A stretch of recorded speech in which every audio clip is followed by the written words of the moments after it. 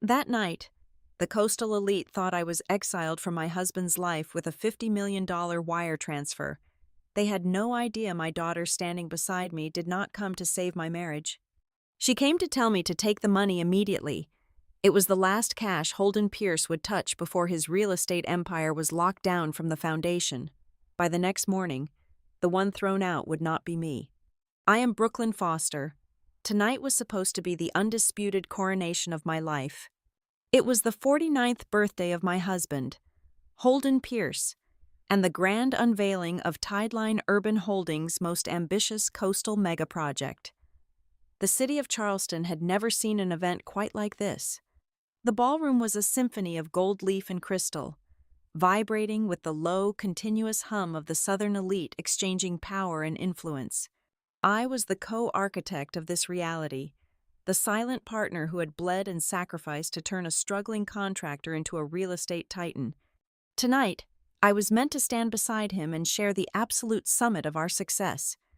I was upstairs in the master suite of the venue, adjusting the neckline of my custom silk gown. The fabric was the color of a midnight ocean, chosen specifically to complement Holden's tailored charcoal suit. The official press photographs were scheduled to begin in precisely 15 minutes. I waited for the familiar sound of his footsteps, the gentle knock on the door, the proud smile he would offer before extending his arm to me. Instead, the heavy oak door was pushed open by Marcus, his head of corporate security. Marcus did not meet my eyes. He walked rigidly toward my vanity, placed a thick, leather-bound legal folder next to my perfume, and stepped back. The words he spoke were devoid of any human warmth. "Mr. Pierce requires your immediate presence in the Grand Hall." It was not a request from a husband. It was a summons from a chief executive. My heart hammered an erratic rhythm against my ribs as I left the suite. I walked down the sweeping marble staircase. The opulent string quartet in the corner of the Grand Hall was playing a vibrant concerto, but the music seemed to curdle in the air. As I descended, the massive crowd of investors, politicians, and socialites began to part. They formed a long, terrible aisle. I looked at their faces. I saw the glittering, predatory hunger in the eyes of the women. I saw the calculated, pitying grimaces of the men. A cold, nauseating realization washed over me. They knew. Whatever was about to happen, the entire room had been briefed before I even stepped out of my dressing room. I was the only person walking blind into a slaughter. At the end of the human corridor stood Holden. He looked magnificent, powerful, and utterly alien to me. The warmth I had known for over 2 decades was completely eradicated, replaced by the shark-like intensity he usually reserved for hostile takeovers. And then, I saw her. Standing intimately close to his right side was Celeste Rowan, his brilliant, ambitious director of communications. Tonight, she was not blending into the background with a headset and a clipboard. She was wearing a breathtaking, custom-fitted white silk gown. It was undeniably bridal. More devastatingly, the fabric was expertly draped to highlight the distinct, undeniable swell of a pregnant belly. She rested her manicured hand on her stomach, projecting a serene, triumphant glow. She looked like the true hostess of the evening. She looked like the future. I stopped dead in my tracks, mere feet away from the two of them. The silence that fell over the hundreds of guests was absolute and suffocating. Holden did not flinch.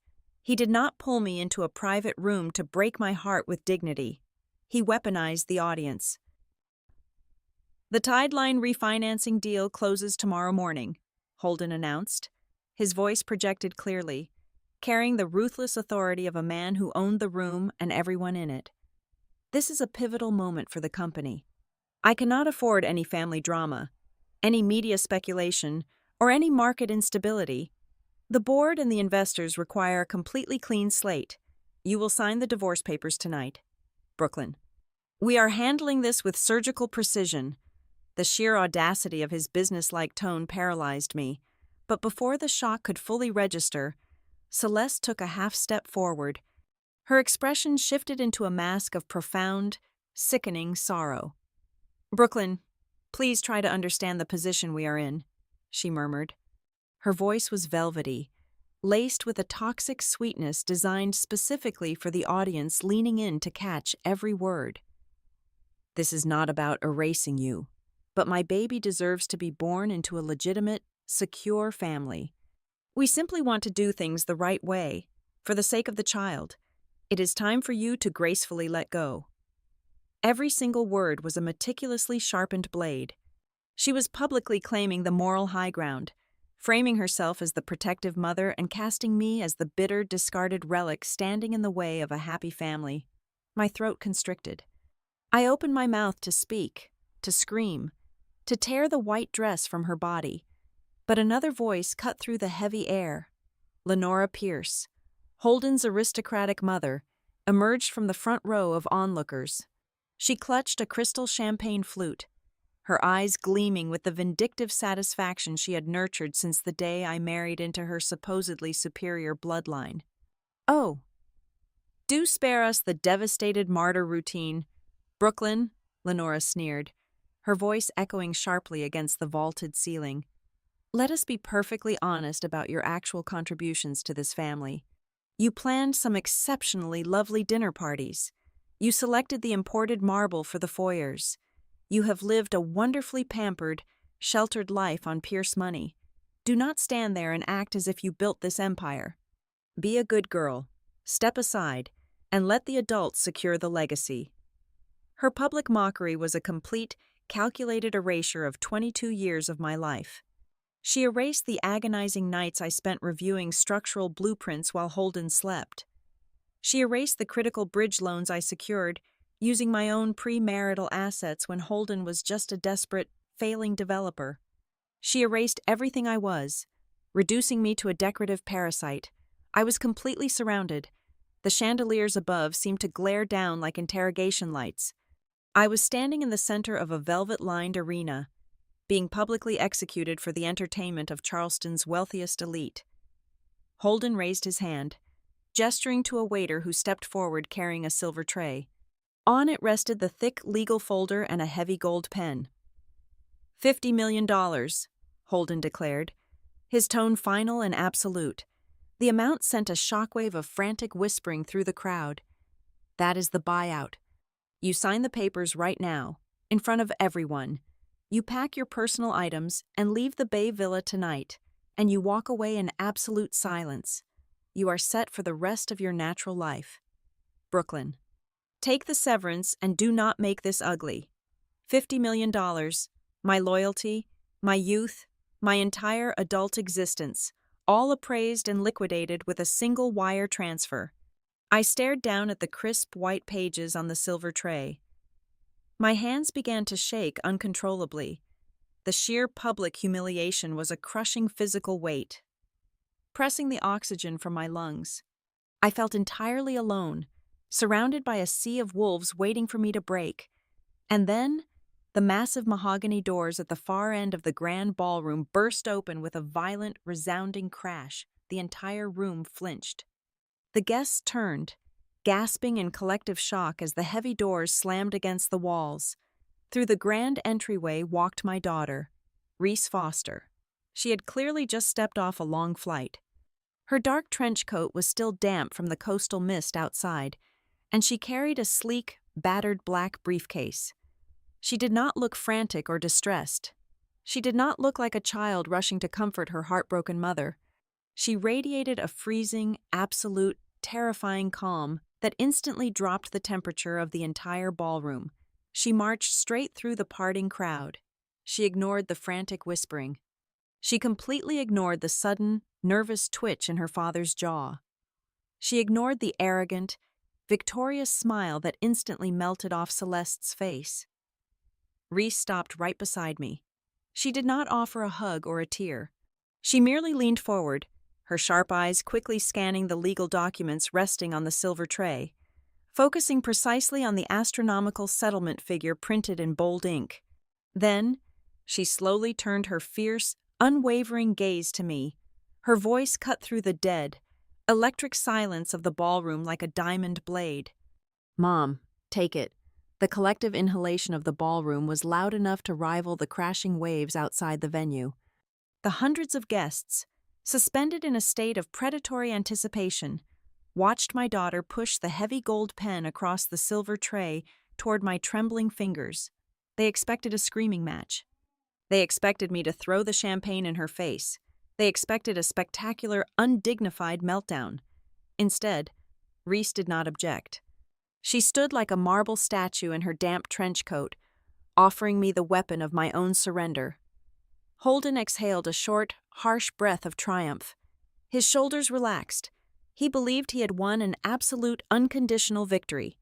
He thought his daughter, his own flesh and blood, had just looked at the balance sheet of our family and sided with the winning acquisition.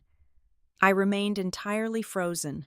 The ornate ballroom began to spin slightly at the edges of my vision, but before the panic could fully set in, Reese moved her hand. She slipped her cold fingers over mine, resting on the edge of the tray. She gave my hand a sharp, agonizingly tight squeeze.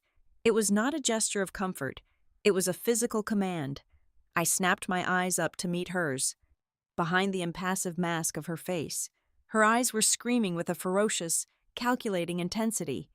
That single look was a tactical transmission. It told me with crystal clarity that picking up the pen was not waving a white flag. It was turning the key to a vault he did not even know existed. Holden reached into the breast pocket of his tailored suit.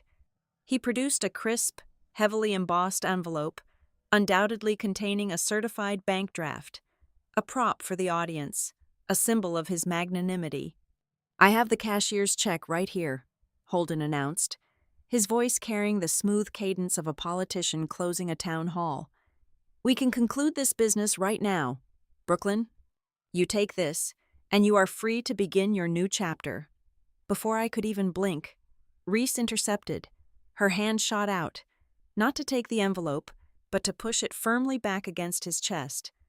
"Keep your paper, Dad," Reese stated, her voice projecting effortlessly across the silent room. Every syllable was coated in ice. "A check is a promise. Given the current state of your promises, they are trading at a rather severe discount tonight. A buyout of this magnitude only means something if the capital is sitting in her personal account before she signs a single page. We want a wire transfer, right now." The entire ballroom seemed to flinch. The sheer audacity of a daughter demanding a massive, immediate liquidity event from her father in the middle of a high society gala was unprecedented. Holden's jaw clenched so hard I thought I heard his teeth grind. His face flushed a dark, dangerous crimson. He hated being challenged, but being cornered financially by his own child in front of his most vital investors was a unique brand of torture. He looked around. The guests were leaning in, their eyes darting between him and Reese. His ego, the massive, fragile structure upon which he built his entire identity, would not allow him to back down or claim a lack of immediate funds. To delay would look like weakness. To refuse would look like insolvency. "David," Holden barked, not taking his eyes off Reese. David, the chief financial officer of Tideline, scrambled out from the front row, wiping sweat from his forehead with a silk handkerchief. "Yes, Holden," David stammered, looking terrified of the crossfire. "Access the unrestricted contingency reserves," Holden ordered, his voice dropping to a lethal octave. "Bypass the secondary authorization protocols. Wire $50 million directly into Brooklyn's primary private account. Do it right this second." David turned pale. "Holden, the liquid reserves at this hour. Moving that much cash without the board." "I said do it, David," Holden roared, the polished veneer finally cracking. "I am the board tonight. Transfer the money." David frantically pulled out his secure tablet, his fingers trembling as he began typing in authorization codes.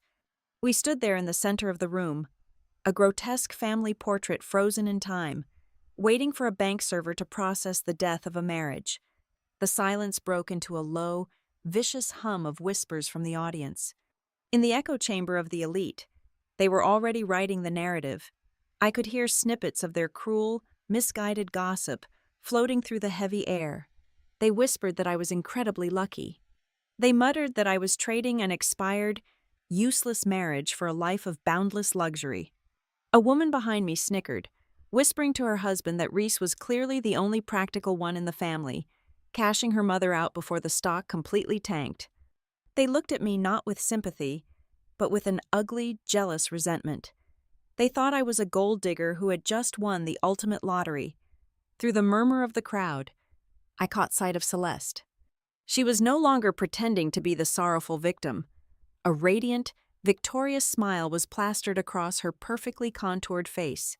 She stood a little taller, pushing her pregnant belly forward, basking in the glow of her impending promotion.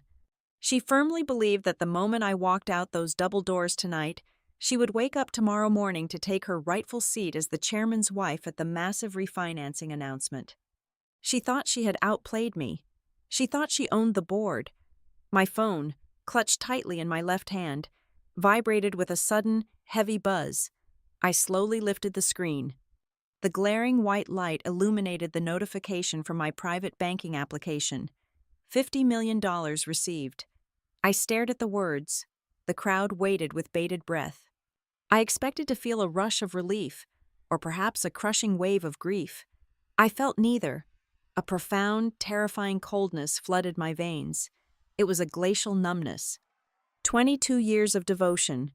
22 years of building a man from the ground up.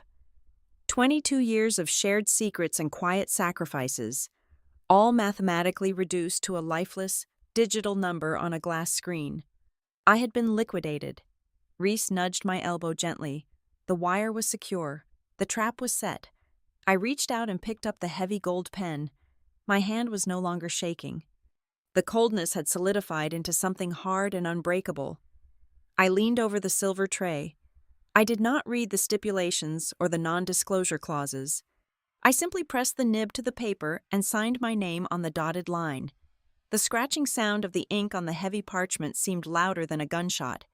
The moment the loop of the final letter was complete, a collective, audible sigh of relief washed over the entire ballroom. The tension broke.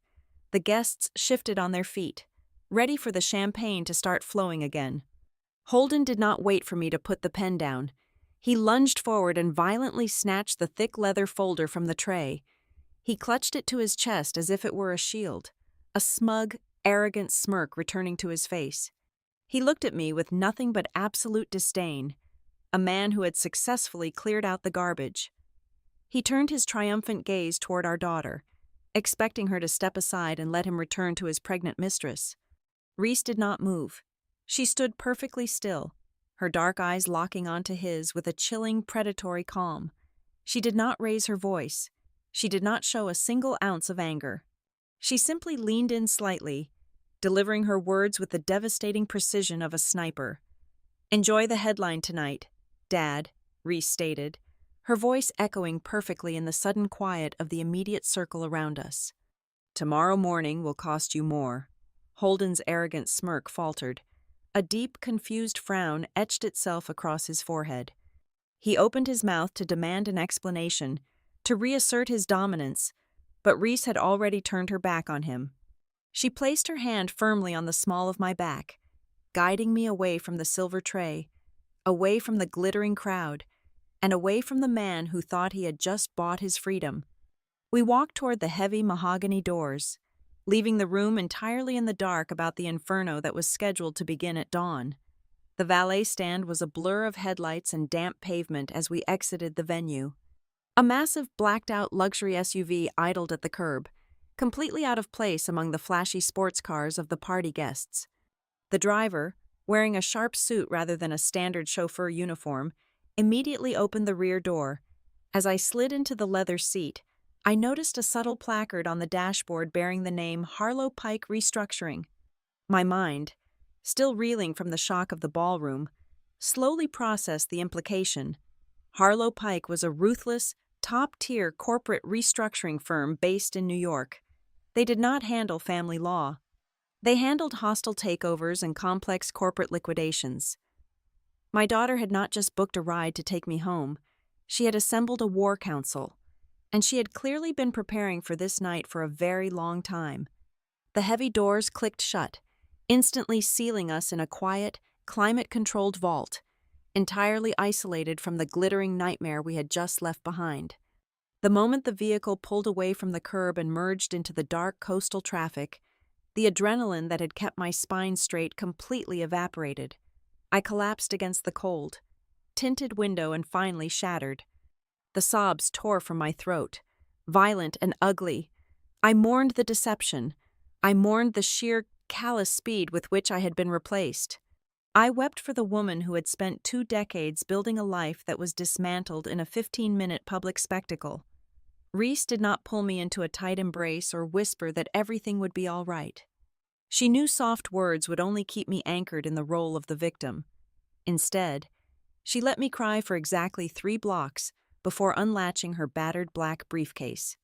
She pulled out a massive, heavily tabbed legal binder and dropped it squarely onto my lap. The sheer physical weight of the paper forced me to sit up. "Wipe your face, Mom," Reese instructed. Her tone was clinical, but it was laced with a fierce, protective steel that demanded my immediate focus. That $50 million was just the opening act. I needed you liquid tonight because by 8 o'clock tomorrow morning, Dad is going to be functionally insolvent. I stared at her, my tear-streaked face reflecting the passing streetlights. She reached up and clicked on the overhead reading lamp, illuminating the complex flowcharts printed on the first page of the binder. She calmly explained that at exactly 8 in the morning, a synchronized wave of legal notices was scheduled to hit the desks of his primary lenders and bondholders. The moment those notices were filed, the banks would trigger an automatic freeze on all of Tideline's operational accounts and free cash flow due to a massive breach of covenant. If I had accepted a piece of paper instead of a direct wire transfer, my settlement would have been trapped in a frozen account, locked behind years of brutal bankruptcy litigation. Holden would not have been able to pay me a single dime. Reese had forced his hand while he still had access to the open vault. "Now look at tab 4, Reese commanded, leaning over to flip the heavy pages for me. I looked down at a highly detailed topographical map of the new coastal megaproject. A bright red line was highlighted along the eastern boundary of the development. The entire structural viability of his new empire depends on this specific 14-foot strip of land. Reese pointed directly at the red line. It houses the primary storm drainage system, the main underground utility lines, and the mandatory emergency fire access route. Without it, the city fire marshal revokes the building permits immediately, and the project is dead in the water. I traced the red line with my shaking finger. The location looked intimately familiar. "This is the old marina boundary," I whispered, my voice hoarse. "Exactly," Reese nodded, her eyes flashing with a predatory, brilliant intelligence. "And that 14-foot parcel was never transferred to Tideline.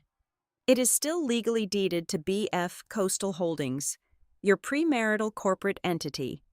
Dad built the throat of his multi-billion-dollar project on land you own free and clear." A wave of profound confusion washed over me, temporarily overriding my grief. The lenders would never have approved the initial construction loans without a clear title or an ironclad easement.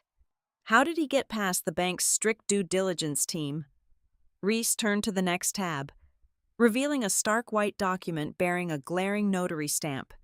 It was a site control affidavit, legally swearing under penalty of perjury that Tideline held absolute unencumbered rights to the entire property footprint. At the bottom of the page was my signature. It was flawless, but I had absolutely never signed it.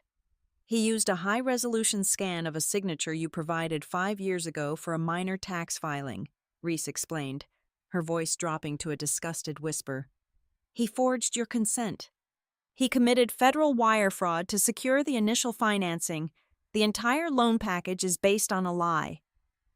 The physical revulsion hit me so hard I felt dizzy. My own husband had forged my name to steal my property and build a monument to his ego, but the binder was barely a quarter of the way open. Reese moved to the next section with ruthless efficiency. "It gets worse," she said, pulling out a stack of printed emails. "A few months ago, a field engineer named Owen Delaney reached out to me on a secure, encrypted channel. He could not sleep at night. He discovered that the foundational reports and the seawall reinforcement data had been systematically altered. The original core samples showed severe saltwater corrosion and dangerous soil instability. Dad explicitly ordered the engineering team to scrub the data to hide the risk. He needed the site to look structurally perfect for tomorrow's massive refinancing pitch. I felt as though the floor of the moving SUV had simply vanished. It was not just financial fraud. It was a catastrophic safety hazard waiting to happen. Before I could fully process the danger to the public, Reese slapped another thick stack of papers on top of the binder. They were vendor invoices, dozens of them. "Look at the payee," Reese urged, tapping the top sheet. The invoices were all issued by a company named Rowan Coastal Services. They had billed Tideline for tens of millions of dollars over the past 2 years, allegedly for specialized marine infrastructure repair and heavy material procurement. "Rowan?" I asked, the name tasting like sour ash in my mouth. "Celeste's older brother," Reese confirmed, her lip curling into a sneer of absolute contempt. "He set up a shell company the exact moment Celeste moved into Dad's inner circle. They have been invoicing Tideline for premium structural concrete and marine-grade steel, but Owen's site photos prove they have been using the cheapest, lowest-grade materials available on the market. They are bleeding the company dry through inflated invoices, pocketing the difference, and letting the seawall rot." I sat back against the leather headrest, my chest rising and falling with rapid, shallow breaths. The tears were completely gone. The crippling sorrow had been entirely burned away by a blazing, crystalline clarity. I looked down at the mountain of devastating evidence sitting on my lap. I finally understood the magnificent illusion.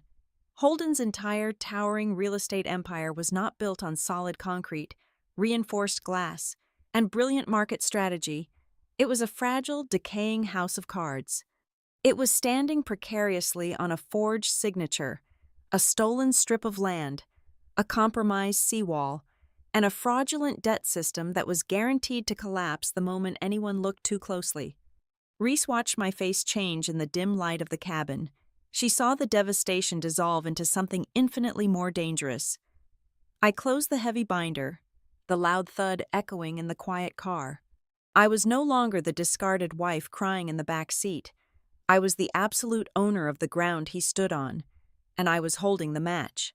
The black sport utility vehicle did not return me to my bay villa. Instead, it slipped quietly into the subterranean loading dock of the Charleston Harbor Resort, far away from the prying eyes of the coastal socialites. Reese ushered me through a secure service elevator, bypassing the lobby entirely, and took us straight to the penthouse level. When the heavy double doors swung open, the space inside did not resemble a luxury suite. It had been completely transformed into a tactical command center. The massive dining table was buried under sprawling topographical maps, dense zoning codes, and towering stacks of financial disclosures. Pacing relentlessly in front of the floor-to-ceiling windows was June Whitlock. June was widely considered the most terrifying land-use attorney on the eastern seaboard.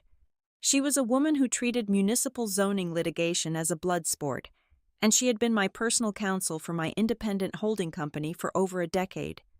She stopped pacing when we entered, offering no sympathetic hugs or pitying looks. She simply gestured to the empty chair at the head of the heavy mahogany table. We had no time for pleasantries, grief, or coffee.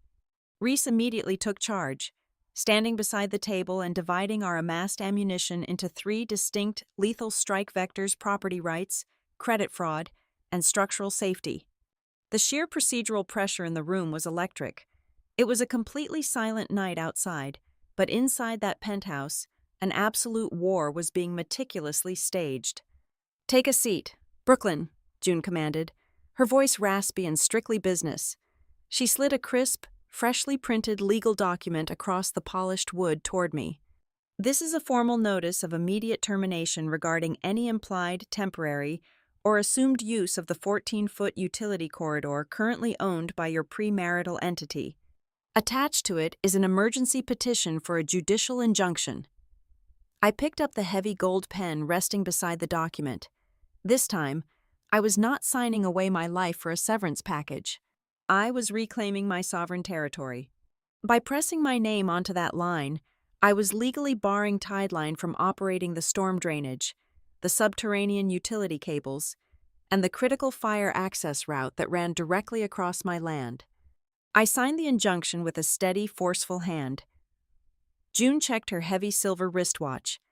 She explained the timing with clinical precision. The moment the county clerk office opened its digital filing portal at exactly 6 o'clock in the morning, she was going to file a lis pendens against the entire mega-project footprint. "This is the kill shot for his refinancing," June noted, her eyes gleaming with predatory anticipation. A lis pendens legally brands the title with an active ownership dispute. Any bank, buyer, or equity partner running a routine background check will instantly hit a flashing red wall. You cannot refinance a property when the very earth underneath it is subject to a hostile legal claim. We are functionally freezing the ground he stands on. While June organized the municipal filings, Reese was managing the financial decapitation. Her fingers flew across the keyboard of her laptop as she prepared a heavily encrypted data dump. She completely bypassed the standard corporate communication channels and targeted the lead underwriting syndicate in Manhattan and the private bondholder steering committee directly. The digital packet contained the irrefutable, high-resolution proof of the forged site control affidavit. Reese drafted a cover letter colder than liquid nitrogen. She explicitly stated that Holden had issued hundreds of millions of dollars in corporate debt based on a perjured document and a completely fraudulent representation of asset control. We were not asking the banks for a favor. We were forcefully handing the lenders the exact regulatory knife they needed to trigger a massive, immediate default. But my daughter was not satisfied with merely choking his cash flow. She opened a secondary channel directed at the primary commercial insurance underwriters for the coastal development. An infrastructure project of that magnitude requires ironclad, uninterrupted liability coverage. Reese sent them a formal, legally binding notification warning that they were currently insuring a massive commercial zone that was less than 24 hours away from losing its legally mandated emergency fire apparatus access. Insurance companies despise sudden, unmitigated risk. The moment that notice hit their compliance department, Tideline's premium coverage would face immediate suspension, rendering the construction site illegally uninsured and forcing an immediate halt to all labor. The final prong of our offensive relied on the physical evidence provided by the whistleblower. Owen Delaney had delivered a meticulously organized digital archive, and Reese pulled up the high-resolution site photographs on the massive flat-screen monitor mounted on the suite wall. The images were deeply disturbing. They showed deep, weeping fissures in the subterranean concrete and severe oxidative flaking on the marine-grade steel pilings holding back the ocean. Right beside the photographs, Reese displayed the internal communication logs. They clearly showed Owen submitting urgent warning flags to the executive engineering team months ago. Directly below those warnings were the replies from Holden's private server, explicitly ordering the team to scrub the corrosion metrics, ignore the soil instability, and proceed with the cosmetic launch preparations so the refinancing pitch would look flawless. Looking at the undeniable proof of a coordinated safety cover-up engineered directly by my husband, I felt a sudden, violent urge to send every single file to the local news stations right then and there. I wanted the city to wake up and see the absolute rot beneath his polished, arrogant facade. I reached for my phone, my fingers trembling with the desire to inflict immediate public damage. Reese saw my movement. She reached out and gently but firmly placed her hand over mine, shaking her head. She laid out the final, most crucial rule of our engagement. We were holding the media attack in reserve. No emotional warfare. Mom, Reese insisted, her tone leaving no room for argument. If we leak this to the press tonight, the narrative is instantly poisoned by the optics of the gala. His public relations team will aggressively spin it as the hysterical, scorched earth revenge of a jealous, discarded wife. They will use Celeste and her pregnancy to paint you as a bitter monster trying to ruin a happy new family. We do not want to be a tabloid story. She pointed to the queued emails on her screen.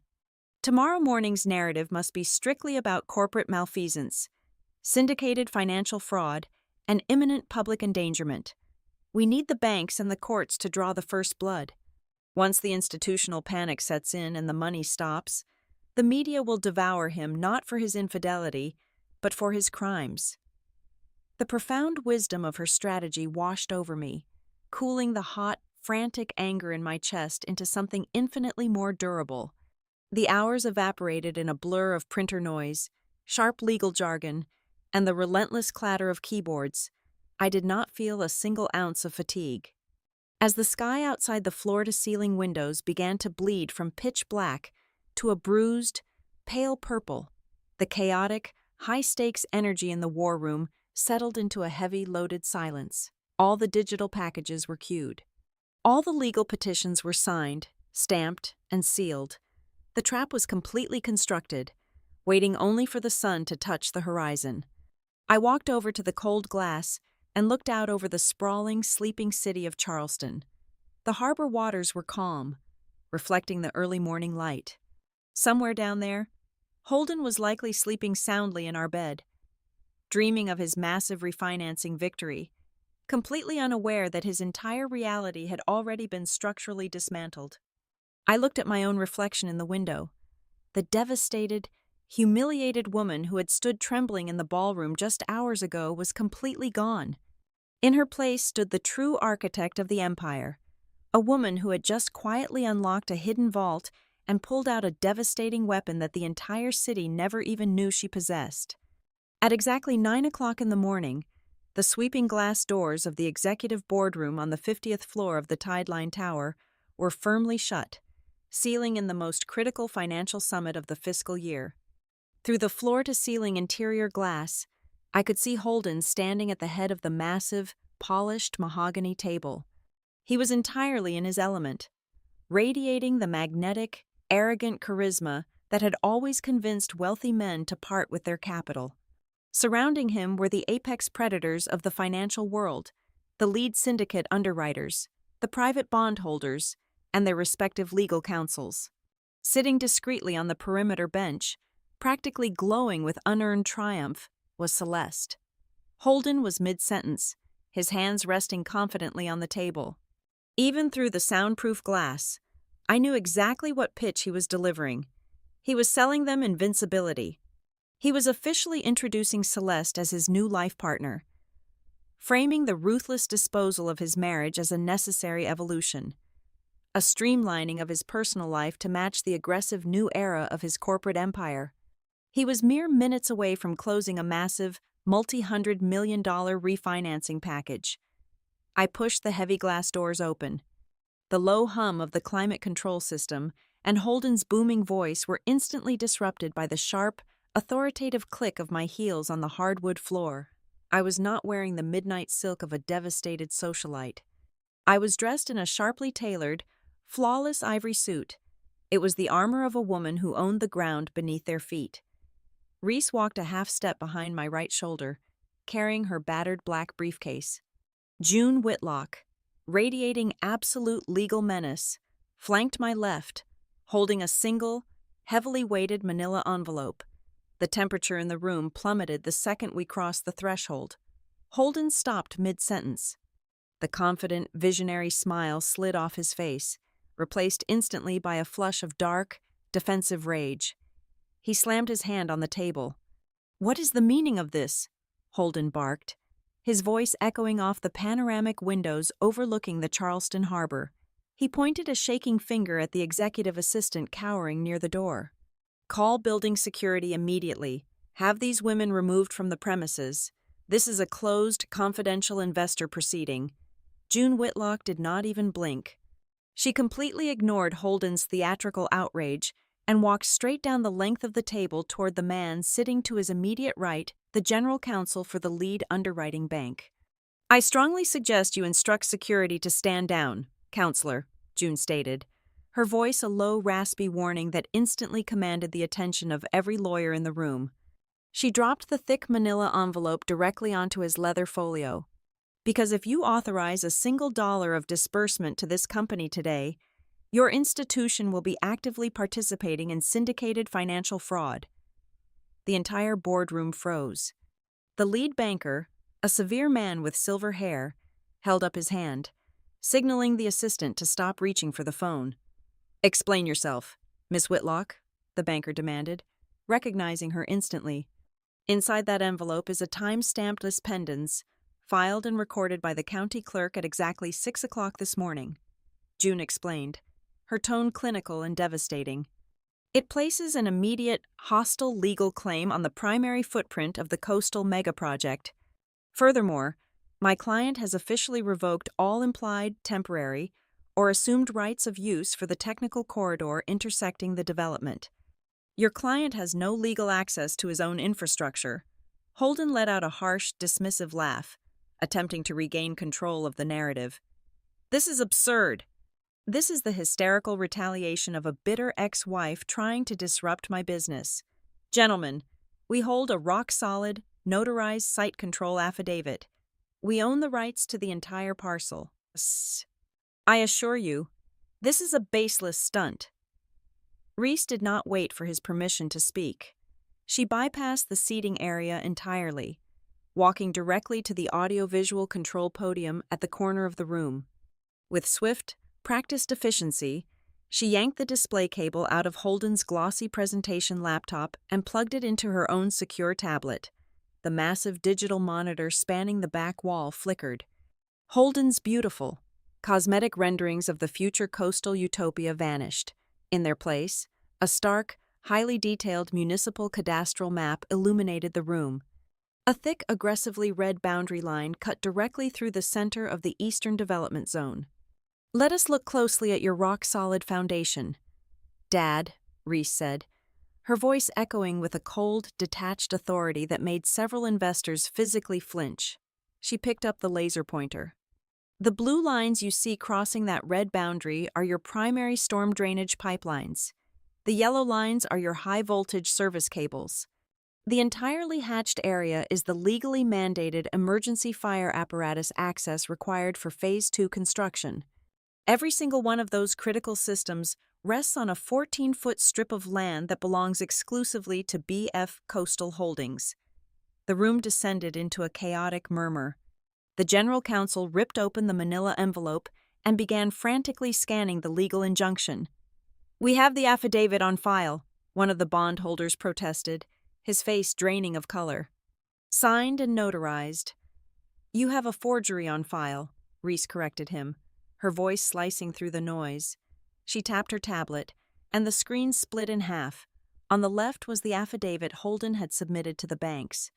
On the right was a verified, time-stamped signature sample from a federal tax document I had signed 5 years prior. The notarization stamp accompanying your document contains severe jurisdictional irregularities. The signature itself was digitally lifted from an unrelated holding company filing. My mother never signed over the land. You are underwriting a project based on an act of felony wire fraud. The silence that followed was absolute and suffocating. The investors looked at the screen, then at the frantic general counsel, and finally at Holden. Holden was visibly sweating. His hands gripped the edge of the mahogany table so tightly his knuckles were completely white. He looked over at Celeste, who had pressed herself as far back into the perimeter bench as physically possible, the arrogant glow completely wiped from her face. Before Holden could formulate a single lie to counter the visual evidence, the heavy boardroom doors opened one final time. Owen Delaney walked in. The lead field engineer looked exhausted, wearing a rumpled collared shirt and carrying a thick physical binder, but his jaw was set with absolute determination. He did not look at Holden. He looked directly at the lead syndicate banker. "My name is Owen Delaney," he announced, his voice steady despite the massive stakes. "I am the senior site engineer for the Tideline Coastal Project. I am here to formally verify that the structural data submitted in your risk assessment packets has been systematically altered. Over the past several months, I submitted repeated documented warnings regarding severe saltwater corrosion on the marine steel and critical load-bearing failure in the foundational soil. I was explicitly ordered by the executive team to scrub those warnings and falsify the structural integrity reports so that today's launch would not be delayed. It was the final, fatal blow. Financial disputes could be litigated, But active structural cover-ups and imminent public safety hazards were the ultimate poison to institutional capital. The lead banker did not yell. He simply closed his leather folio with a sharp, decisive snap. He looked at Holden with an expression of profound, chilling disgust.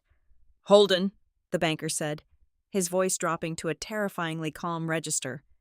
"We are instituting an immediate, indefinite freeze on all capital disbursements. We are triggering the emergency breach of covenant clauses in our existing agreements. You are to hand over your internal servers to an independent forensic auditing team by noon today. This meeting is over." The boardroom instantly dissolved into a frantic scramble. Lawyers practically ran out the doors to call their compliance departments. Investors packed their briefcases in absolute silence, refusing to make eye contact with the man they had practically worshipped just 20 minutes prior. Holden stood paralyzed at the head of the table. The massive golden empire he had spent decades building had just been completely, methodically dismantled in less than 10 minutes.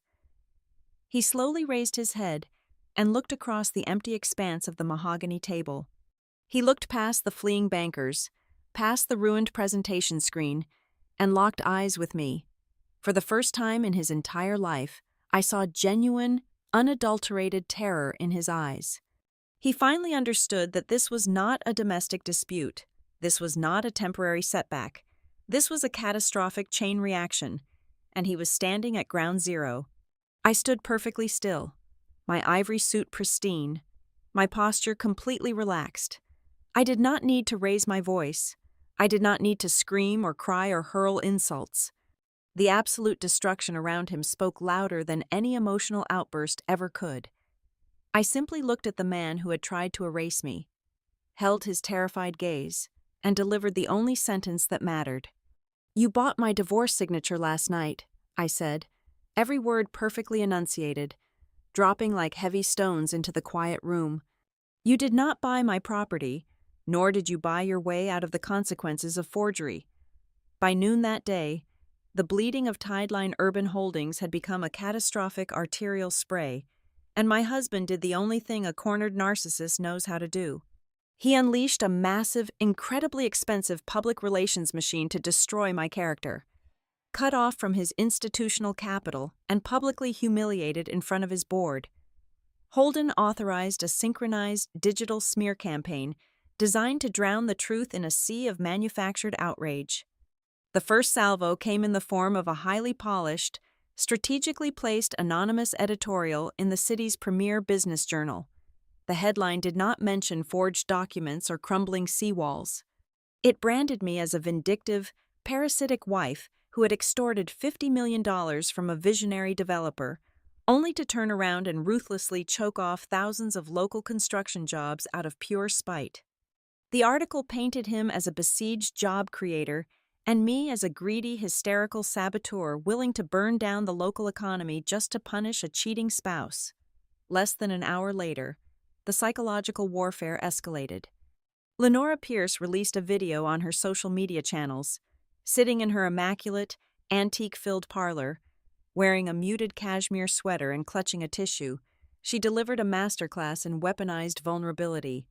She wept directly into the camera lens, recounting how cold, ungrateful, and fundamentally broken I had always been.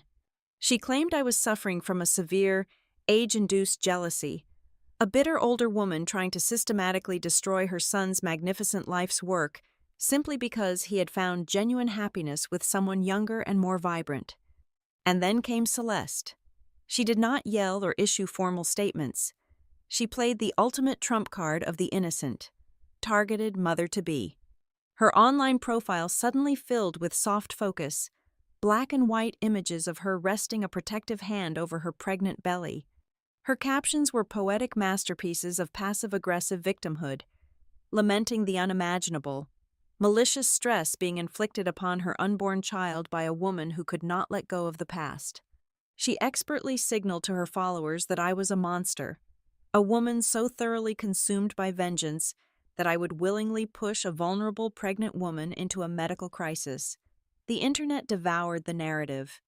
My phone began vibrating endlessly with hateful messages, interview requests from trashy tabloids, and notifications of my name trending alongside vile, misogynistic hashtags. The urge to scream, to go online and defend myself, to tear their carefully constructed lies to shreds with raw emotion was nearly blinding. Reese, however, completely severed my access to the noise. She walked into the hotel suite, physically took my phone from my hand, and dropped it into a desk drawer.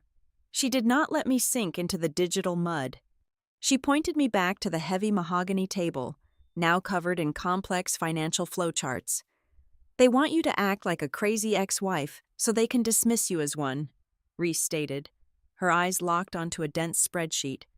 "We are not going to argue with a crying mother-in-law or a pregnant mistress. We are going to speak to the auditors. Come look at these ledgers." Reese had spent the morning cross-referencing the invoices from Rowan Coastal Services with standard industry commodity indices. The discrepancy was not a margin of error. It was a massive, deliberate financial hemorrhage. Celeste's brother had been purchasing low-grade, highly porous aggregate and substandard rebars, then billing Tideline for premium, military-grade marine steel and high-density hydraulic cement. By Reese's calculation, the deliberate markup totaled $28.6 million over a span of just 26 months. It was a staggering embezzlement pipeline, flowing straight from the project's operational budget into the pockets of the Mistress's family, disguised as critical infrastructure costs. Equipped with this incontrovertible math, we bypassed the gossip columns entirely and organized a tightly controlled 30-minute press briefing at the downtown Independent Media Center. We invited only credentialed investigative journalists, financial reporters, and the city's infrastructure correspondents. I walked up to the podium wearing a severe dark navy suit. There were no tears in my eyes.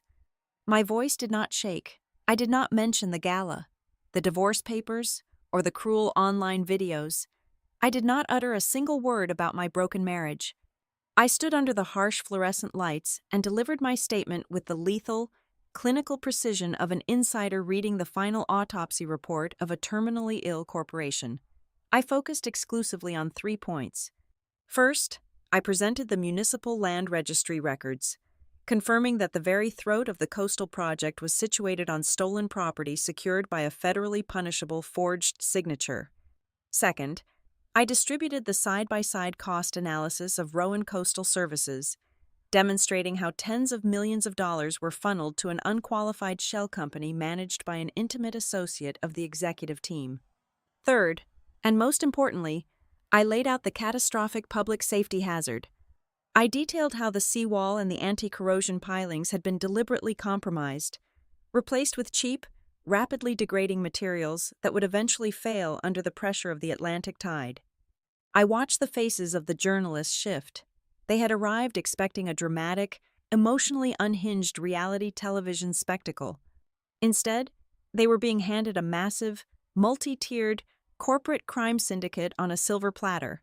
My tone forced them to change their posture. I did not sound like a woman seeking revenge for a broken heart. I sounded like a forensic accountant who had finally had enough of the rot. A reporter from the state financial desk raised his hand, his expression entirely serious. "Mrs. Foster, are you alleging that the CEO was directly aware that the structural integrity was compromised for profit?" Before I could answer, Reese stepped up to the secondary microphone. She did not offer an opinion. She offered a direct, unassailable quote. She projected a single internal email onto the screen behind us, time-stamped just 3 weeks prior, sent directly from Holden's private terminal to the lead engineering division. The massive text illuminated the room. "Fix the optics first. We can fix the structure later." The silence in the press room was deafening. The sheer, sociopathic disregard for human life contained in those 11 words instantly crushed any lingering sympathy for the embattled developer. That single sentence obliterated Lenora's weeping defense and shattered Celeste's carefully curated victimhood. The media war flipped on its axis in a matter of seconds. The journalists stopped looking at me as a discarded spouse and started looking at me as the only sane adult in a room full of criminals. As the press conference concluded and the reporters frantically scrambled to file their stories, The headlines being drafted had absolutely nothing to do with a jealous wife. The public discourse aggressively pivoted. Nobody was asking why Brooklyn Foster walked away with a $50 million settlement anymore. The entire city, the financial sector, and the regulatory agencies were suddenly asking a much more dangerous question. Why was Holden Pierce so utterly desperate to pay his wife $50 million in the middle of a crowded ballroom? The answer was now broadcasting on every channel. It was not a divorce settlement. It was hush money, frantically deployed to silence the one woman who possessed the blueprints, the bank records, and the terrifying knowledge of exactly what his glittering foundation was truly made of. The coastal air tasted distinctly different this afternoon. I was not retreating to the Bay Villa to lick my wounds or hide from the cameras. I was arriving to perform an eviction. June Whitlock sat beside me in the back of the hired town car, calmly reviewing a stack of original property deeds. Following closely behind our bumper was a marked county sheriff cruiser, carrying 2 civil deputies dispatched specifically to enforce a lawful trespassing order. The corporate battlefield had been effectively paralyzed. It was time to reclaim my sanctuary. Walking through the grand wrought iron gates of my own home, the sheer audacity of the violation hit me like a physical blow. The circular cobblestone driveway was heavily cluttered with premium delivery vans and moving trucks. Uniformed workers were actively carrying heavily upholstered nursery furniture and massive, ornate mirrors through my front doors. I stepped over the threshold and found Celeste standing precisely in the center of my grand foyer. She was wearing a luxurious cashmere lounge set, holding a clipboard, and pointing a manicured finger toward the sweeping mahogany staircase. She was barking sharp orders at a terrified interior decorator about the new color palette for the master suite, entirely consumed by her premature role as the lady of the manor. Celeste turned around at the sound of my footsteps. Her eyes widened, registering a frantic mixture of shock and sheer, unadulterated entitlement when she saw me flanked by the uniformed police officers. "What are you doing here?" Celeste demanded, her voice shrill, instantly dropping her clipboard. "How did you bypass the new security gates? I personally had your access cards deactivated at 8 o'clock this morning. You need to leave my house immediately before you cause me undue medical stress." I did not raise my voice. I did not even look directly at her. I simply nodded to June. June stepped forward, her heels clicking sharply against the imported marble, and handed a crisp, court-stamped document to the nearest deputy. I watched the arrogant, victorious glow completely disintegrate from Celeste's face as the officer calmly informed her that she was illegally occupying a private residence. The magnificent Bay Villa, the absolute crown jewel of Holden's personal real estate portfolio, and the backdrop for countless magazine spreads, did not belong to Tideline Urban Holdings. It did not belong to Holden.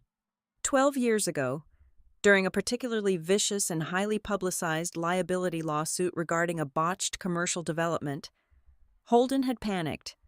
To permanently shield his most valuable personal asset from potential bankruptcy liquidation, he had quietly transferred the deed entirely into my name. He had been so incredibly busy building his massive empire and systematically replacing his wife that he had completely forgotten who actually owned the castle he slept in. Every single security upgrade, every expensive floral arrangement, every meticulous plan to welcome the media home to her new, perfect life was built on a floorboard she had absolutely no legal right to stand on. Tires suddenly screamed on the driveway outside. Holden burst through the heavy front doors, his suit jacket wrinkled, his tie violently loosened. His face was a mask of desperate, cornered fury. He had clearly raced straight from the disastrous financial fallout downtown. He lunged into the foyer and immediately began screaming. He called me a cold-blooded sociopath. He called me a vindictive monster who was deliberately destroying his life, his legacy, and the local economy just to satisfy my own petty jealousy. But when his wild eyes finally registered the civil deputies standing firm in the entryway, and he saw June casually holding the unassailable property deed, his aggressive posture completely collapsed. Right there in the grand foyer, surrounded by half-unpacked boxes of designer baby clothes and terrified decorators, Holden crumbled. He shifted from a roaring tyrant into a pathetic, begging negotiator. He dropped his voice to a desperate whisper.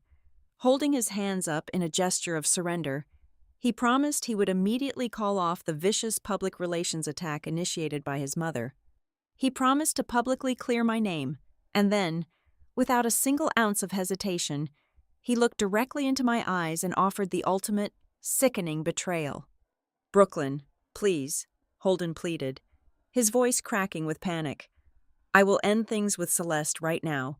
I will pack her bags today. I will send her away and handle the child quietly.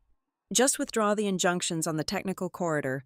Give me back the land so I can close the refinancing deal. We can fix this. I will give you whatever stability you want." A sharp, agonizing gasp echoed through the foyer. I looked past Holden. Celeste had dropped her hands from her pregnant belly. The color had entirely drained from her perfectly contoured face. She stared in absolute, paralyzing horror at the man she had destroyed a marriage for. She watched the man who had promised her the world eagerly offer to throw her and their unborn child directly into the street just to save his corporate credit rating. In that agonizingly clear moment, Celeste finally understood the brutal reality of her situation. The grand, sweeping romance she thought she had won was nothing but a transactional luxury. She had sold her reputation, her career, and her soul for a man who viewed her simply as an expensive public relations prop. A prop he was completely willing to discard the second it became a financial liability. The silence in the room was heavy, thick with shattered illusions. For 22 years, I had made myself incredibly small so his shadow could look larger. I was taught to smile for the cameras, to host the galas, and to never speak of the heavy lifting done in the dark. But standing in the center of my own home, looking at the hollow shell of the man I once loved, the silence finally broke. "You do not have any stability left to offer me." "Holden," I said, my voice ringing out clear and unshakable, slicing through the tension like a scalpel. "You spent today letting your mother tell the world I was just a decorative parasite. Let me tell you exactly what I was. I was the one who spent months pacifying furious neighborhood associations so your impossible zoning permits would pass without a lawsuit. I was the one who stayed up until 3 a.m. rewriting your bumbling, arrogant pitches into visionary manifestos that the banks would actually fund. I used my family's generational credibility to convince the conservative lenders of this city that you were a man of substance, not just a reckless, fraudulent contractor." I took a slow step closer to him, refusing to let him look away. "I built the foundation you are standing on," I continued, feeling a profound, white-hot clarity burning in my chest. "And you thought you could just hand me a wire transfer and erase 2 decades of my invisible labor. You thought my silence was something you could simply purchase." As the words hung in the air, heavy footsteps echoed from the rear terrace of the house. A municipal building inspector, escorted by a third police officer, walked through the open French doors leading from the private bayfront dock. The inspector was holding a heavy clipboard and a thick roll of glaring red tape. He cleared his throat, looking uncomfortably at the domestic disaster unfolding in the foyer, but he had a legal job to do.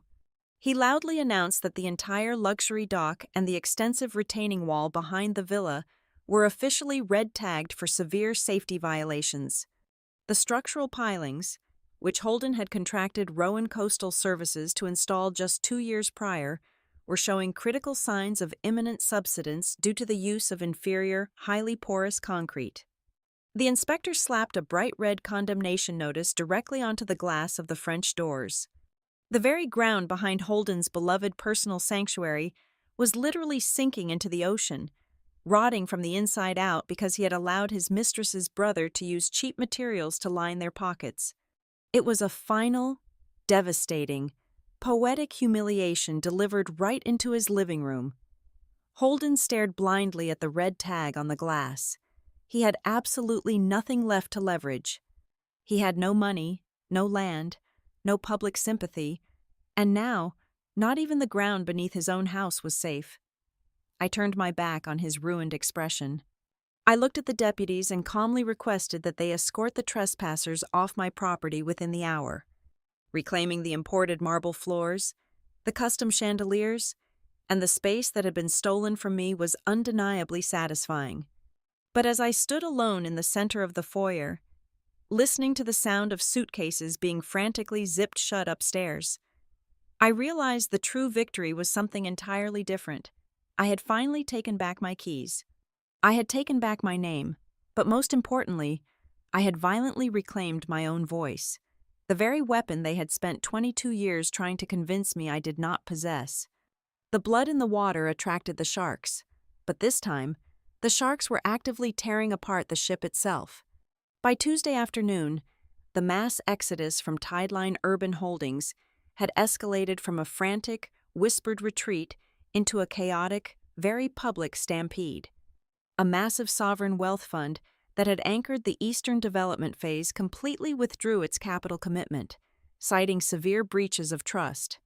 2 senior members of the board of directors, men who had drank my husband's expensive scotch and praised his visionary genius just 48 hours prior, drafted a brutal public letter demanding Holden take an immediate, indefinite leave of absence. Before the ink was even dry on that humiliating demand, a powerful coalition of minority shareholders filed a devastating class action lawsuit. They accused the executive team of severe fiduciary negligence and the catastrophic concealment of material structural risks. The glittering empire was rapidly eating itself alive. Inside our secure hotel command center, the incoming data painted a picture of absolute moral bankruptcy. Owen Delaney, refusing to go down with a sinking ship he had tried to save, delivered the final, fatal cache of internal communications to our legal team. Reese pulled up a buried email thread between Holden and his chief internal counsel, dating back over 3 years. It was the absolute smoking gun regarding the 14-foot utility corridor.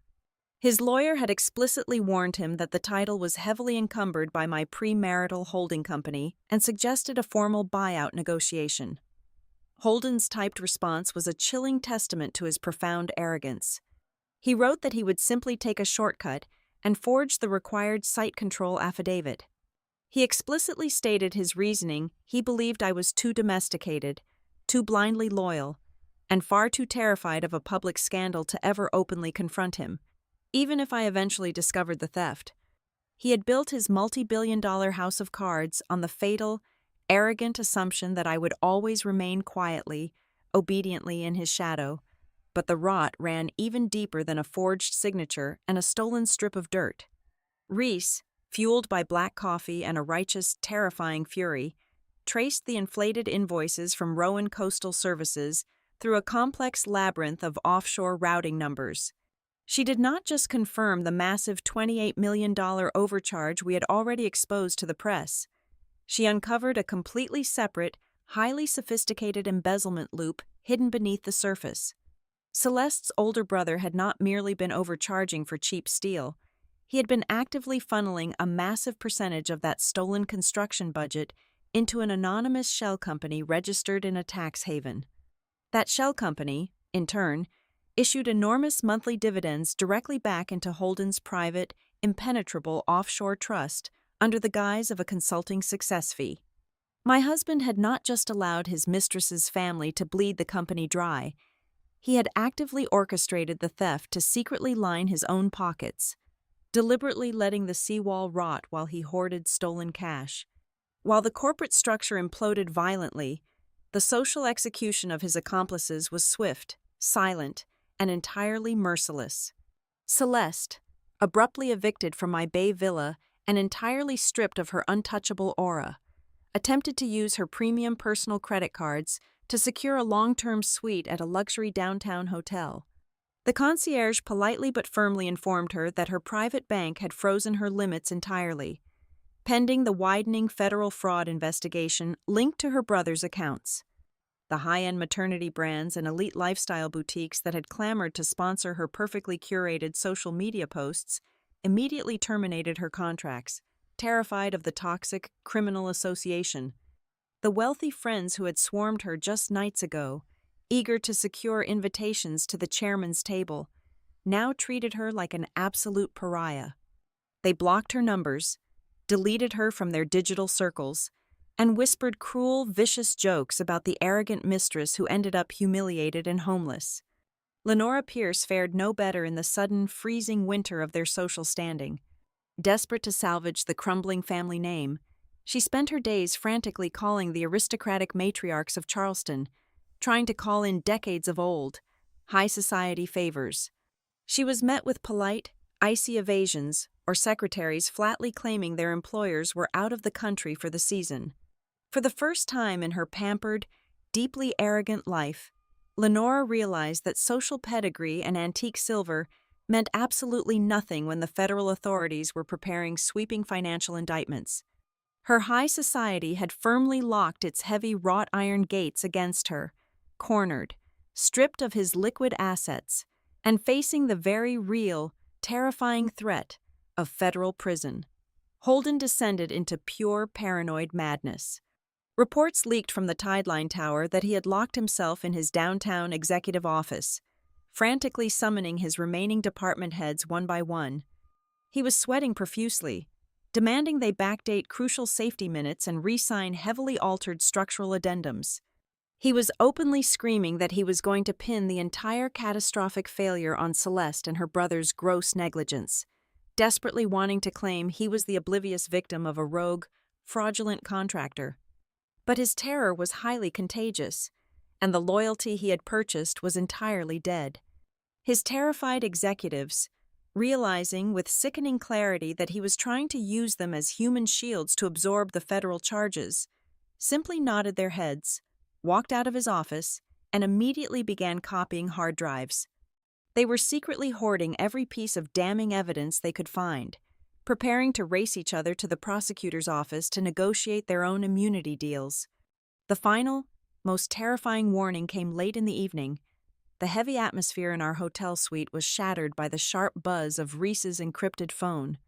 It was a clandestine, highly dangerous call from a sympathetic junior clerk working deep inside the county title registry office, someone June Whitlock had helped years ago. The clerk, speaking in a frantic, hushed whisper, reported that someone using a proxy firm had been aggressively probing the county's digital filing system all afternoon. They were actively searching for a backdoor vulnerability, looking for a way to forcefully inject a backdated, fraudulent quitclaim deed into the municipal server.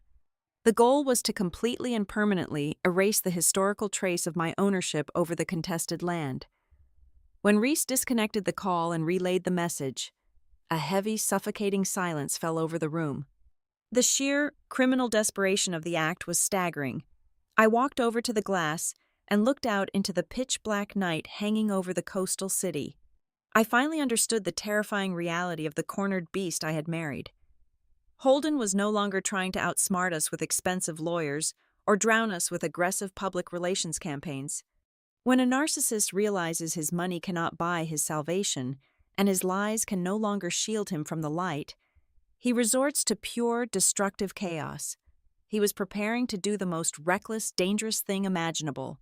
If he could not win the game with his checkbook, he was going to manually alter government records, shred physical evidence, and burn his own past to the ground before the authorities could put him in handcuffs. The calculated corporate chess match was officially over. We were now fighting a desperate man who was willing to set the entire board on fire. Mother Nature delivered the final, undeniable verdict before the federal courts even had a chance to officially open their heavy oak doors. A fierce, relentless coastal squall rolled into Charleston late Thursday afternoon, driving blinding sheets of freezing rain horizontally across the harbor. The local media helicopters had been aggressively circling the Tideline megaproject all day, hungry for corporate gossip. But when the gale-force winds finally slammed into the eastern development zone, their high-definition cameras captured something far more devastating than a simple financial scandal. Live on the evening television broadcast, the entire city watched in absolute horror as a massive, newly inaugurated section of the luxury coastal promenade simply gave way. The heavy decorative stone cladding and the ornate iron railings, which had been recklessly anchored into the cheap, highly porous concrete provided by Rowan Coastal Services, detached completely from the primary structure. The entire section slid sickeningly into the churning salt water below. swallowed by the dark waves in a matter of seconds. Thankfully, the severe weather warnings had completely cleared the area of any pedestrians, sparing innocent families and children from physical harm, but the structural failure was absolute and terrifyingly public. My warnings regarding the dangerous seawall were no longer just sterile allegations printed in the back pages of business journals. They were an undeniable, terrifying reality broadcasting directly into every living room in the state. The media narrative permanently shifted in that exact moment. This was no longer a salacious story about a discarded wife securing a $50 million divorce settlement. It was the live, real-time dissection of a lethal real estate empire built entirely on deliberate fraud and crumbling sand. Inside our secure hotel command center, the mood was electric and hyper-focused. Reese was not watching the disastrous television coverage. Her eyes were locked intensely onto her heavily encrypted laptop screen. She had been quietly tracking the digital footprint of my husband's most loyal, albeit terrified, former logistics assistant. The assistant was using an older generation company phone that lacked the new executive encryption protocols. Suddenly, the digital location beacon stopped moving, pinning itself to a desolate industrial address on the absolute edge of the old commercial shipyard. "He is at the old dockside archive," Reese announced, her voice tight with adrenaline, her fingers flying across the keyboard. She pulled up the municipal zoning map on the main monitor. It was a massive, forgotten brick warehouse where Tideline stored decades of physical paperwork. It held the original land surveys, the heavy-bound notary logs, and the crucial, ink-signed original copies of my premarital property transfers. June Whitlock immediately understood the grim, desperate calculus of a cornered man. Holden knew the digital corporate records were currently being subpoenaed by federal auditors, but physical paper could still be permanently destroyed. He was planning a highly dangerous, two-pronged attack to save his offshore assets. He was going to bribe a disgraced, desperate notary public to backdate and illegally stamp a completely fabricated quitclaim deed. Simultaneously, he intended to stage a tragic electrical fire to incinerate the authentic archives. If the original documents turned to ash in the middle of a massive thunderstorm, the forged deed would plunge the title dispute into a murky legal gray area. That confusion would stall the municipal asset freeze just long enough for him to wire his remaining domestic capital into untouchable international accounts. But Holden had made one fatal, incredibly arrogant miscalculation in his frantic scramble for survival. He had severely underestimated the vindictive wrath of a woman who had just lost absolutely everything. My phone vibrated violently on the heavy mahogany desk. It was an anonymous number, but the attached audio files needed no introduction. Celeste had finally realized she was entirely expendable. Trapped in a cheap roadside motel after her credit cards were frozen, she had called Holden begging for an extraction. During their screaming match, Holden had viciously degraded her, explicitly referring to her as a highly replaceable public relations cost. In an act of pure, venomous retaliation, she had silently hit the record button on her secondary phone. She forwarded the raw voice memos directly to my daughter. Reese clicked the play button. Holden's voice, frantic, breathless, and utterly unhinged, echoed through the quiet hotel suite. He was barking explicit orders at his subordinate, clearly outlining the arson plot. "Clean the archive before dawn," his recorded voice commanded, sounding raw and terrifyingly desperate. "Burn the BF coastal files. Make sure the new deed is fully stamped before the fire starts. Just make it look old enough and I can fix the rest later. Do not leave a single piece of paper unburned." It was the ultimate, irrefutable proof of active criminal intent. June did not hesitate for a single second. She bypassed the standard civil authorities entirely and placed a direct call to the Federal Financial Crimes Task Force, instantly forwarding the audio file and the exact global positioning coordinates of the warehouse. We did not storm the warehouse ourselves. That was the reckless, emotional behavior of a woman fighting a domestic dispute. I was a sovereign corporate stakeholder overseeing a hostile liquidation. Reese, June, and I rode down to the industrial district in the back of our armored luxury sport utility vehicle. parking discreetly in the deep shadows of an abandoned dry dock. The storm was absolutely raging outside, the rain violently drumming against the reinforced tinted glass of the car. We sat in the pitch black, watching the heavy corrugated metal doors of the archive building through the relentless downpour. Less than 20 minutes later, the dark, flooded street suddenly erupted in blinding, chaotic light. A dozen unmarked federal vehicles and local police cruisers swarmed the warehouse perimeter, their heavy tires screeching against the wet pavement. Heavily armed tactical officers kicked in the loading dock doors, swarming the interior with flashlights and drawn weapons before Holden even had a chance to strike a single match. We watched the entire cinematic collapse from the absolute safety of the back seat. The operation was swift and utterly silent over the deafening roar of the coastal thunder. The heavy metal doors rolled open, and the federal authorities marched my husband out into the freezing, driving rain. He was not wearing his custom-tailored suits or his expensive Italian leather shoes.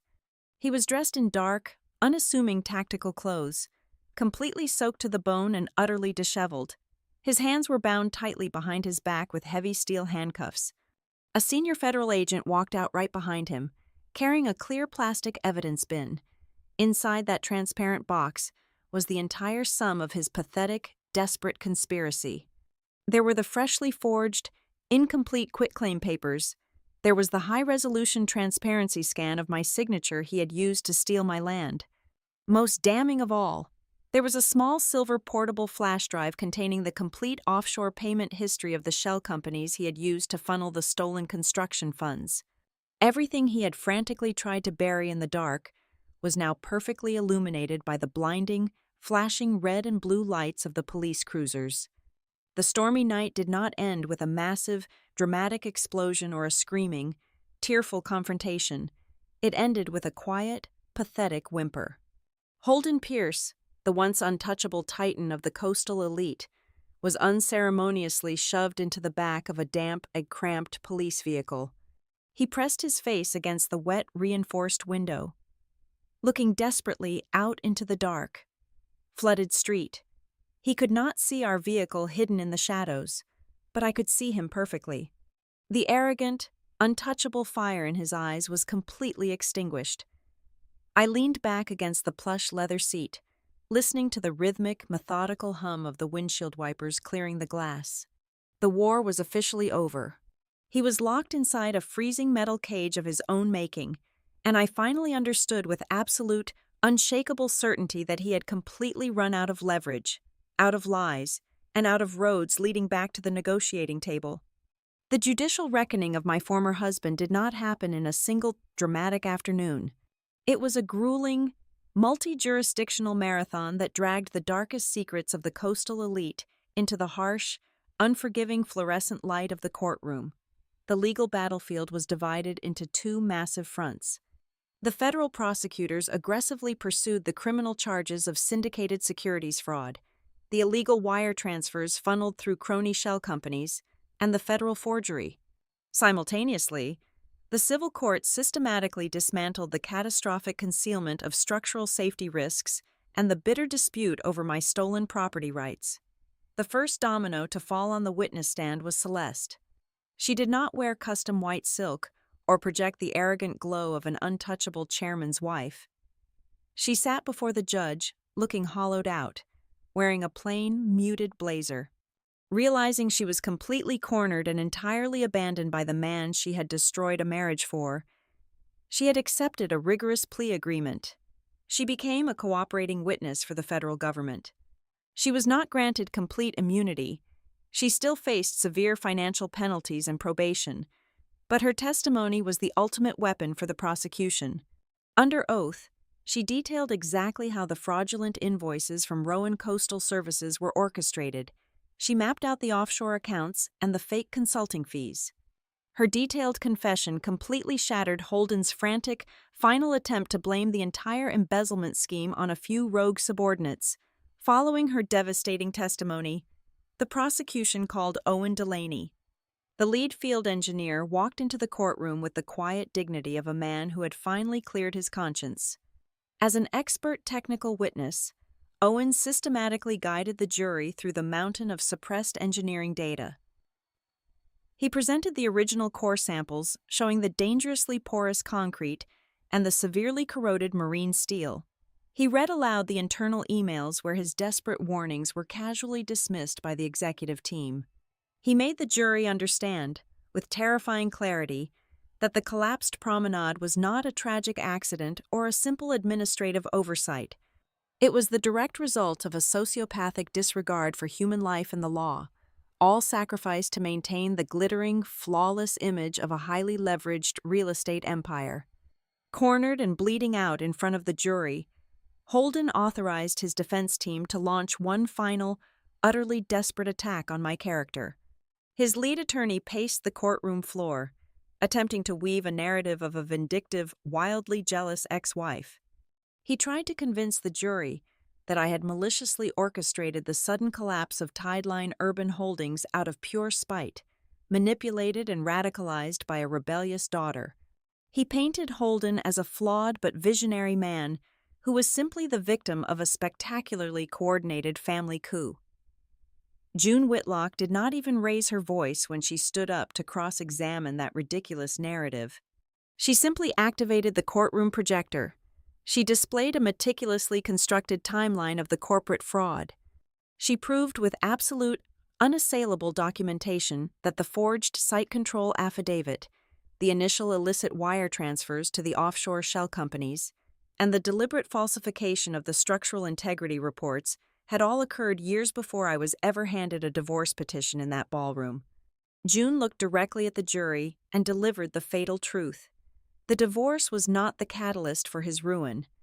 The divorce was simply the exact moment my husband lost his grip on the woman he had been using as a blind, silent human shield. The ultimate, lethal blow was delivered on a quiet Tuesday morning. The federal prosecutor entered the salvaged audio recording into evidence. The courtroom sat in absolute, breathless silence as the desperate, frantic voice of Holden Pierce echoed off the oak-paneled walls. We all heard him ordering the destruction of the archives. We all heard him explicitly instruct the disgraced notary to commit a federal crime. Just make it look old enough and I can fix the rest later. That single, terrifyingly arrogant sentence completely annihilated the prestigious, visionary persona he had spent decades carefully constructing. He was no longer a titan of industry in the eyes of the law. He was a cheap, reckless con artist who thought his wealth made him entirely immune to consequence. The verdicts were delivered with crushing finality. The civil court ruled entirely in my favor regarding the 14-foot utility corridor, permanently cementing my absolute ownership of the land and functionally crippling the remaining value of the coastal development. The presiding judge firmly decreed that the $50 million wire transfer I received on the night of the gala was a legally binding, fully executed divorce settlement, completely insulated from the ongoing corporate bankruptcy liquidation. I kept every single cent. Furthermore, Holden was ordered to pay massive punitive damages for the emotional and financial distress caused by the forgery, but the most devastating punishment came from the federal bench. For the systemic, orchestrated chain of financial fraud, perjury, and reckless endangerment of the public, Holden Pierce was sentenced to 2 decades in a federal penitentiary. The social landscape of Charleston shifted permanently in the aftermath. Lenora Pierce lost absolutely everything.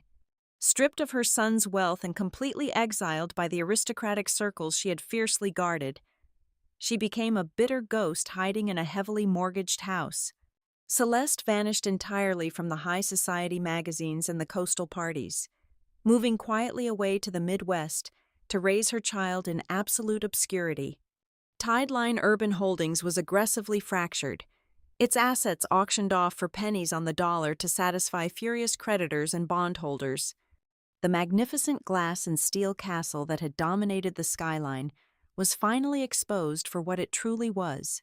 It was merely a temporary, fraudulent stage erected on the solid ground that belonged to me. When the dust finally settled, Reese and I did not sift through the ruins to pick the bones of his dead empire. We had no desire to inherit his toxic legacy or operate within the corrupt framework he had built. We took the recovered capital, the $50 million, and the uncontested land, and we launched something entirely our own. We founded Harbor Thread Development. We did not build flashy, unstable monuments to our own egos. We specialized in constructing highly sustainable, heavily reinforced, storm-resistant coastal housing and secure public waterfront infrastructure that truly served the city. We built with uncompromising integrity. Standing on the newly reinforced public dock, looking out over the calm waters of the harbor with my daughter by my side, I finally felt the absolute, profound weight of my victory. It was not a victory born of petty gloating, but of hard-fought, mature liberation. He thought 50 million was the price to send me away. It turns out, it was just the entry fee for me to step out of his shadow and take back the entire coastline. Thank you so much for listening to my story today. I would absolutely love to know where you are listening from. So please leave a comment below so we can connect and share our thoughts on this journey. If you enjoyed this, please subscribe to the Violet Revenge Stories channel, like the video, and support us even more by hitting the hype button so that the story in this video can be heard by many more people.